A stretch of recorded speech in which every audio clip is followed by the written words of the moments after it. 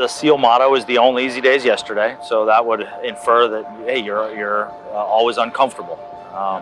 They make us do plenty of drills and different training throughout my career, specifically more in buds, that's teaches you to be comfortable being uncomfortable. If you take drown proofing, they tie your hands and feet, throw you in the pool, make you do a whole bunch of drills. To a lot of people, that would be uncomfortable. Right? Your hands and feet are tied, you're in a pool, but it's a heated pool and it's in San Diego, and there's 6 instructors swimming around and they're not gonna let you drown. It's 6 months long. It's big, it's overwhelming, but I broke everything down into one bite at a time. Because if you focused on, hey, look, how am I gonna get through 6 months, that would be much too overwhelming for me. So I broke everything down into one meal, one bite. So hey, if I could make it to breakfast, awesome. If I can make it to lunch, even better. Dinner, okay, cool, let's see if I can do it again the next day. And I did that throughout my entire career, no matter what I was involved in, what I was doing.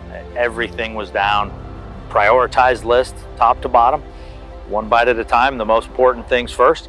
And then the things that didn't need to be dealt with, I just simply moved to the side and I wouldn't worry about.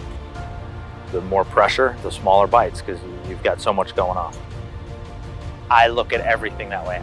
I've been in so many miserable, shitty situations that just plain suck. Okay, you're gonna do it. I'm not gonna do it. But if you can sit back, look at yourself, laugh about it. I've been in some crazy gunfight situations, you name it, where everybody's miserable, but you look to your left and right, you see your buddies, they're kind of laughing and joking, and you're like, okay, all right.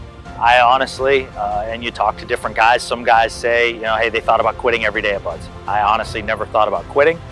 Every single day, did I think, wow, this sucks? Absolutely. Yeah, it sucked every minute.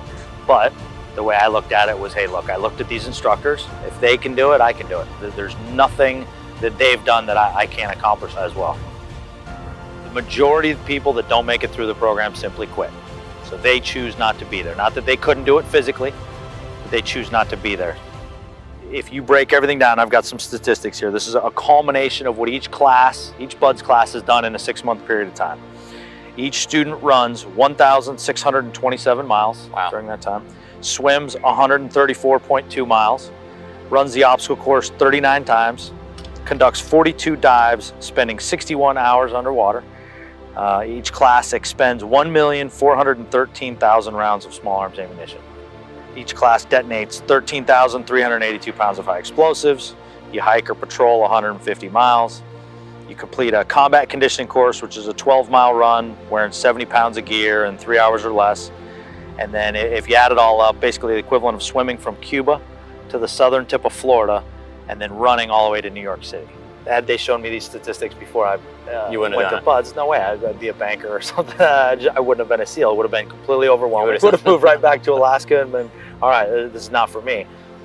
But again, back to breaking everything down, and the majority of the people quit. They thought about 2 months ahead of time thinking, wow, what if I can make it through, rather than worrying about the bite,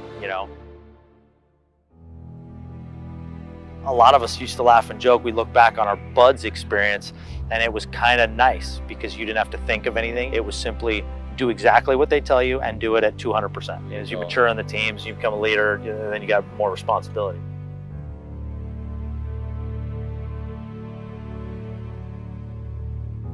I remember a drill that our teachers had us do, and it had to have been 3rd grade.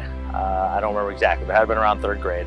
It was wintertime. The majority of the people who died in the area would die of hypothermia, fall through the ice, whatever it was. So the school, they had 2 different drills. One of them, they went out, cut a hole in the ice, and literally, I don't even know if we signed release waivers, but they take you out there, they dunk you in the cold water. I mean, it's the middle of winter, hole in the ice. It was like 15 or 20 seconds that they held you in there, pulled you out, and then you were expected to rewarm yourself. You had a tent set up there, and the concept was, hey, get used to taking off all your wet clothes. If you have to be naked or put dry clothes on, whatever it is the steps to rewarm yourself in a situation like that, because that happened a lot. The other thing they had you do is they gave everybody a 1-gallon tin can full of soapy water, 2 matches, and you had to go start a fire from scratch. No paper, no fuel, no starter fluid, no anything. Peel bark, start a fire. You had 2 matches. third grade. Wow. And the first kid to build a fire big enough to take his pot of water, put it on top, get it to bubble over, he was the winner.